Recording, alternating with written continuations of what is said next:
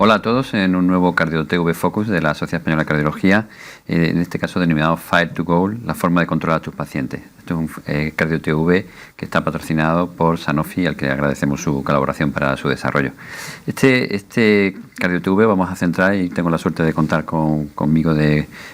ponente al doctor Carlos Escobar Cervantes, del Hospital Universitario de La Paz, coordinador del área de consultas clínicas y de relación con la atención primaria, y fundamentalmente lo vamos a focalizar sobre cómo podemos mejorar en el control del perfil lipídico de nuestros pacientes, especialmente el paciente de muy alto riesgo, que es el que vemos los cardiólogos, ¿no? Y aunque lo vamos a hacer de forma un poco en una discusión abierta, me gustaría que Carlos nos hiciera una pequeña introducción con alguna diapositiva sobre cómo es la situación actual y de qué herramientas tenemos para intentar mejorar el control del perfil lipídico en el paciente con enfermedad cardiovascular. Bueno, muchas gracias, Juanjo.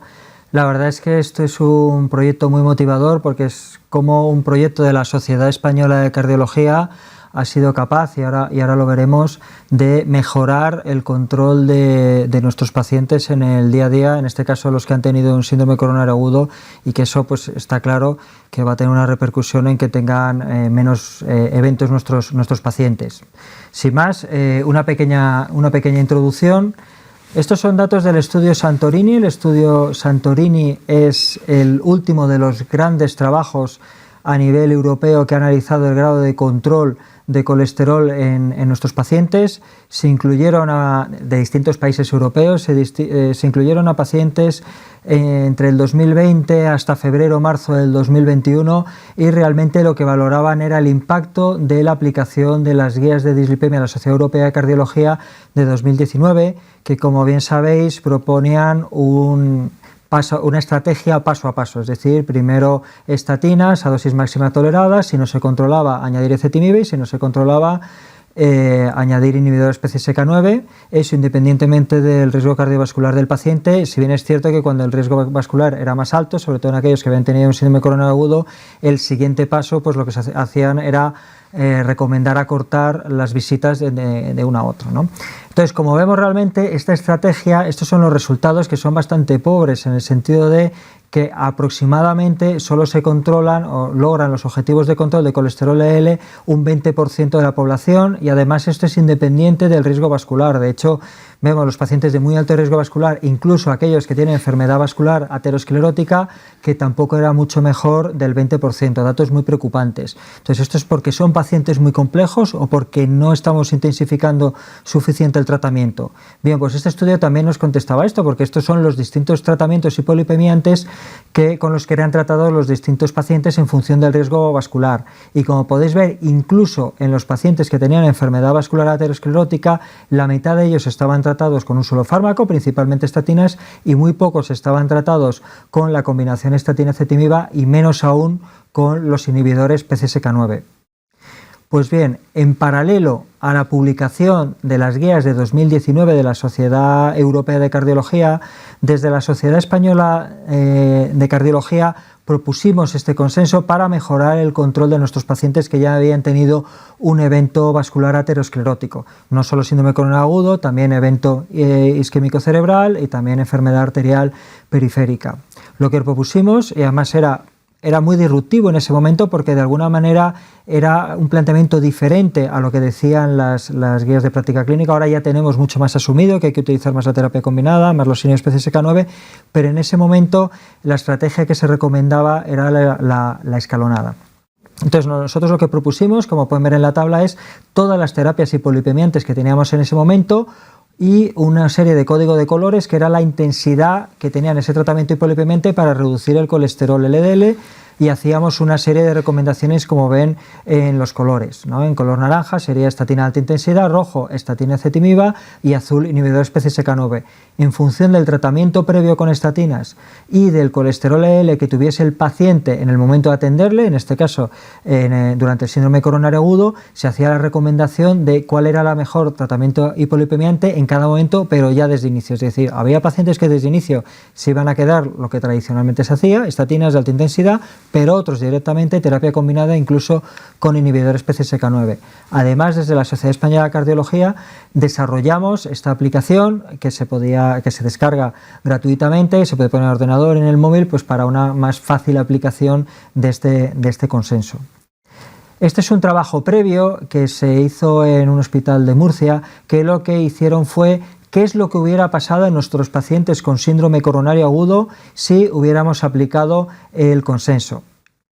Pues bien, esto es lo que de los distintos apartados en función del consenso que hicimos, y globalmente lo que decían es que la mitad de los pacientes con síndrome coronario agudo irían bien con estatina de alta intensidad, pero hasta un 44% estatina ezetimiba y un 3% inhibidores PCSK9, esto de inicio. Evidentemente luego hay que hacer una segunda analítica a las 6-8 semanas y si no se controla, pues había que escalar al siguiente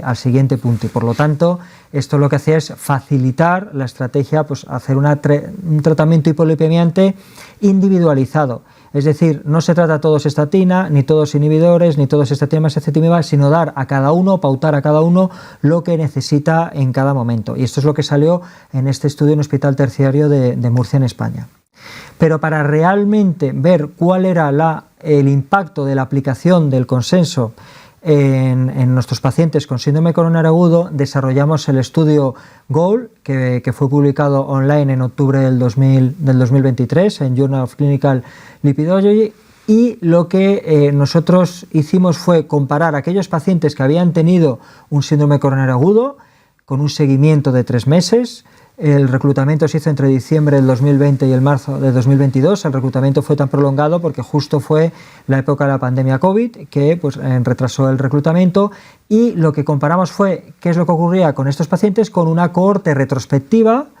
que estaban pareados nuestros pacientes por la edad, el sexo, enfermedad cardiovascular previa y la presencia o no de diabetes, que habían sido incluidos por síndrome coronario agudo también con un seguimiento de 3 años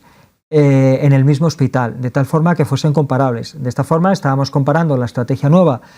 propuesta por la Sociedad Española de Cardiología frente a lo que decían antes las guías, la estrategia escalonada. Incluimos más de 500 pacientes, estas son las características basales que en general estaban bastante pareadas, es decir, eran bastante comparables.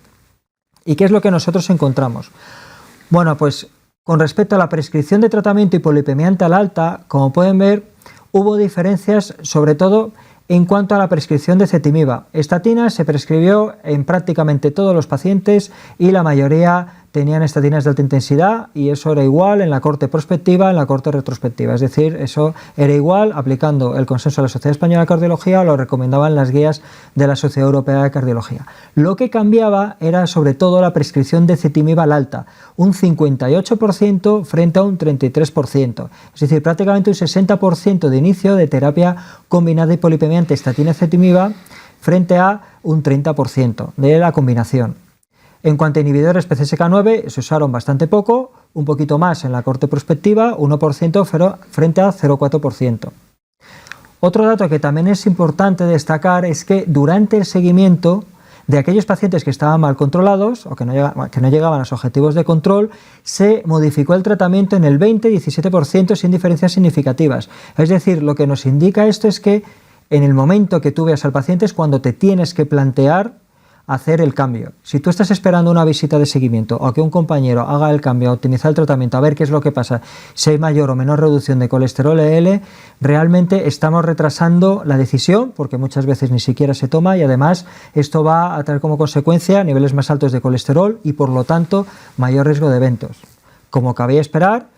en los dos casos hubo una reducción del colesterol LDL, pero fue mayor y se consiguieron unos objetivos más importantes de colesterol LDL en la cohorte prospectiva. De hecho, llegó al 46% en menos de 55 miligramos de decilitro, comparado, fijaos, con lo que decía el estudio Santorini del 20%, y menos de 70 miligramos de decilitro el 75%. ¿Vale? Es decir, que con esta estrategia, evidentemente, se mejoró el control de nuestros pacientes con un síndrome coronario agudo,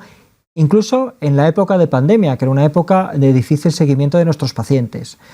En análisis multivariante, tanto el tratamiento combinado estatina-ezetimiba como, lógicamente, los cambios en el estilo de vida se asociaron con un mejor control de colesterol LDL, y fijaos que el seguimiento era a 3 meses solo. Bueno, pues ya con 3 meses el mejor control de colesterol se asoció a una reducción muy significativa de las visitas a urgencias por causa cardiovascular, fijaos, 1% frente a 6%, y numéricamente hubo menos ingresos hospitalarios de origen cardiovascular, incluso numéricamente hubo una menor mortalidad. Fijaos lo importante que es el control precoz de colesterol LDL. Por lo tanto, la estrategia que nosotros proponemos desde la Sociedad Española de Cardiología es el Fire to Target o Fire to Goal, es decir, en el momento que tú veas al paciente, establece la estrategia de manera individualizada que necesita cada uno para lograr los objetivos de colesterol en función de lo que nosotros sabemos que cada tratamiento hipolipemiante es capaz de reducir el colesterol LDL y el LDL que tiene el paciente, porque cuanto más tarde hagamos este cambio va a ser peor para nuestros pacientes. Muchas gracias, Carlos, porque la verdad es que son datos muy interesantes. Además, es súper también interesante que la concordancia entre el estudio de Murcia en cuanto a digamos, lo que se prevería que ocurre y lo que ocurre luego en el GOAL. Es decir, cómo, digamos, de alguna manera el consenso te permite saber poder tratar pacientes de forma precoz con tratamiento combinado, que es lo que realmente, como vimos has presentado muy bien en el Santorini, pues no se hace. Y eso que España, dentro de lo que cabe, es de los sitios que probablemente más tratamiento combinado se hace a nivel europeo, pero muy lejos de lo que deberíamos de conseguir. ¿Tú crees que este tipo de datos, digamos, de información, puede hacer que cambiemos la actitud, sobre todo a nivel cardiológico? Porque claro, uno de los problemas que yo veo con este, y tú lo has dicho muy bien, uno de los problemas que yo veo claramente es que cuando el paciente ahora mismo muchas veces se da de alta desde las zonas de cardiología, de los servicios de cardiología, en primaria no es tan agresivo inicialmente y menos tardíamente, con lo cual si no hacemos nosotros, yo creo que es lo que tú comentabas, rápidamente este tipo de estrategia más agresiva y teniendo las herramientas que tenemos ahora que nos permiten predecir el efecto de los fármacos, pues probablemente lo que va a ocurrir es que, como tú bien dices, a lo mejor es que ni siquiera se llega a tomar esa decisión, ¿no? Evidentemente, si nosotros dilatamos la decisión de optimizar el tratamiento hipolipemiante, ese colesterol elevado va a hacer que nuestro paciente tenga más riesgo de eventos, pero no solo lo cargaría en atención primaria, sino también en las propias consultas de cardiología. Es decir, si no se optimiza desde cardiología, ¿por qué el médico de atención primaria va a optimizar el tratamiento? Es decir, hasta ahora donde se optimiza muy bien y cada vez se está haciendo mucho mejor, es decir, porque estos datos se han publicado recientemente, pero evidentemente cogían justo la época de pandemia, que ya está pasando, hay mayor seguimiento, pero lo que estamos viendo en los distintos hospitales es que cada vez se está utilizando más la terapia combinada de inicio. De hecho, en mi hospital prácticamente en síndrome coronarios agudos más del 90% ya se está utilizando la terapia combinada, y ya en la siguiente visita, que es cuando están en rehabilitación cardíaca, pues ya te estás planteando los inhibidores PCSK9 o bueno, tenemos nuevas terapias alternativas, pues en función del colesterol que tenga ese paciente, pues ajustar de manera individual lo que necesita cada paciente. Pero ¿qué es lo que ocurre con aquellos pacientes que no van a rehabilitación cardíaca o aquellos pacientes aquellos hospitales que no en todos los sitios hay rehabilitación cardíaca? Eso lo hace el cardiólogo general y evidentemente es el cardiólogo general el que tiene que tomar la iniciativa y luego seguir el médico de atención primaria. Si nosotros optimizamos cardiología, optimizamos el tratamiento, nos van a seguir los médicos de familia. Evidentemente ellos no pueden poner inhibidores PCSK9, pero si ellos ven que nosotros lo estamos poniendo en determinados pacientes, ellos nos van a llamar, nos van a interconsultar para que optimicemos el tratamiento. Es decir, no solo primaria, sino es cardiología. Digamos, es todo el sistema. Afortunadamente, yo creo que estamos mejorando, pero evidentemente todavía queda mucho por hacer. De hecho, veíamos en el estudio PCISNA de Murcia que de inicio un 4% tenían que ir con inhibidores PCSK9 y ese porcentaje no se llega. De hecho, en el estudio GOL era del 1%. Y todavía los porcentajes distan mucho de eso que es lo que se necesita, por lo tanto todavía tenemos que mejorar. Yo creo que un aspecto muy importante que se saca de conclusión también es que no vale café para todos, ¿no? El paciente con enfermedad cardiovascular y que necesita hacer un buen control de la dislipemia, porque probablemente uno de los datos que más llama la atención, que por ejemplo incluso en el estudio de Santorini, es que hay pacientes que ni siquiera con fármacos sin fármaco alcanzan ya objetivos de LDL en algún caso. Es decir, que no vale todo el mundo estatinas de alta intensidad, sino que probablemente donde tenemos el problema fundamental son en el mal control. Ojalá fuera el problema en que a veces hacemos más tratamiento agresivo en pacientes que no lo necesitan, sino justo lo que nos está ocurriendo es que el paciente que necesita estar bien controlado no estamos utilizando las herramientas que sí que disponemos de ellas, porque además ahora tenemos todavía más tratamientos tenemos más posibilidad de hacer combinación de tratamientos orales que también nos permitirían manejar bien a estos pacientes de forma optimizada, y yo creo que en este sentido es un problema más de concienciación, digamos, ¿no?, por parte del profesional, y yo creo que también las herramientas digitales nos ayudan. Un poco lo que has comentado de la herramienta que se sacó a partir del consenso, yo creo que es muy útil, porque a veces en determinado momento, que a lo mejor para hacerlo muy rápido lo puedes consultar y te permite perfectamente ajustar la estrategia de la medicación que necesitaría en ese caso, ¿no? Eso sobre todo sirve al principio, cuando no tienes muy claro los colores y eso. Luego ya evidentemente conforme tú vas tratando pacientes, siguiendo el algoritmo, luego ya se te queda en la cabeza y ya no necesitas, pero sí de inicio, pues para residentes o al principio los cardiólogos más jóvenes, pues sí es útil todo este tipo de herramientas que rápidamente, porque en menos de 10 segundos ya te decía lo que tenías que hacer. Entonces, y realmente en la terapia hipolipemiante, una de las cosas que se ha arrastrado también de las guías es que en la hipertensión, en la diabetes, combinamos. Y sin embargo aquí nos daba como cierto repelús, no sé muy bien por qué, cuando en realidad a lo mejor una estatina de alta intensidad, dosis máxima, puede tener sus efectos secundarios, pero está claro que una estatina dosis intermedia junto con ezetimiba se tolera muchísimo mejor para una reducción de colesterol LDL similar o incluso mayor. Sí, aparte yo creo que otro aspecto muy relevante, que es una diferencia de la dislipemia con otros factores de riesgo, es que la predecibilidad de la reducción del LDL con los fármacos que tenemos está bastante bien estandarizada, con lo cual pues tenemos un montón de tablas que nos permiten hacer de forma muy sencilla cuál va a ser según el objetivo que tengamos marcado, qué estrategia vamos a utilizar, porque sabemos que lo vamos a conseguir. Quizá en la hipertensión, por ejemplo, a veces es más difícil porque hay factores que esto lo pueden